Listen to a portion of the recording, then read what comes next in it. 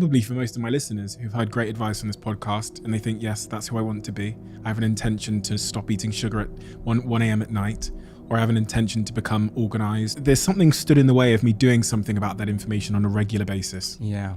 A habit is when you've done something so many times that your body now knows how to do it better than your conscious mind. Then it's programmed subconsciously. There's 2 times when the door to the subconscious mind opens up. When you wake up in the morning, because your brain waves are going from delta to theta to alpha to beta. And when you go to bed at night, you go from beta to alpha, theta to delta. And you slip through that scale pretty quickly in the morning and the evening. But your brain waves start to change during those times. And one of the features, one of the important elements of meditation is to get beyond the analytical mind. And what separates the conscious mind from the subconscious mind is the analytical mind. So 5%, as we said, is our conscious mind. 95% is programmed subconsciously. And if you're going to try to change yourself with your conscious mind, you're outside the operating system. So then you got to learn how to change your brain waves, slow them down, get beyond the analytical mind, and enter the operating system where you can rewrite a program, where you can make those changes. And so learn how to do that, practice, learn how to do that.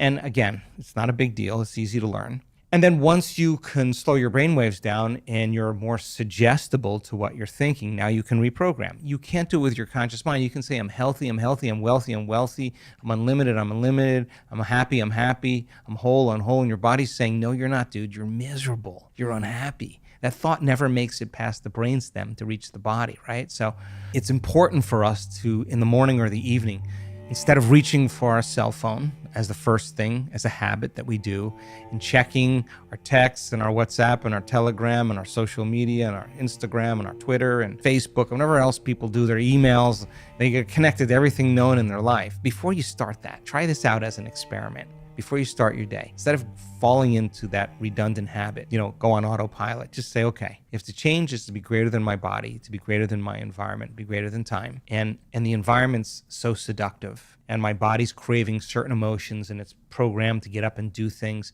I'm going to sit my body down. I'm going to tame the animal here. And when I'm ready to get up, we're going to get up, not when it's tired or when it wants to go. And if you were sitting there in silence, aware of nothing but you, and you said, okay, what is the greatest expression of myself I can be today? And do that exact process. Let me write down 2 thoughts that are not going to slip by my awareness unnoticed by me today. 2 memories, whatever it is. What are 2 emotions that I live by every day that I can literally change? I want to become conscious of what they feel like in my body. I want to catch them the moment I start feeling them. Let me review them over and over again enough times so I don't go unconscious. Okay, now I'm conscious of my unconscious, that 95%.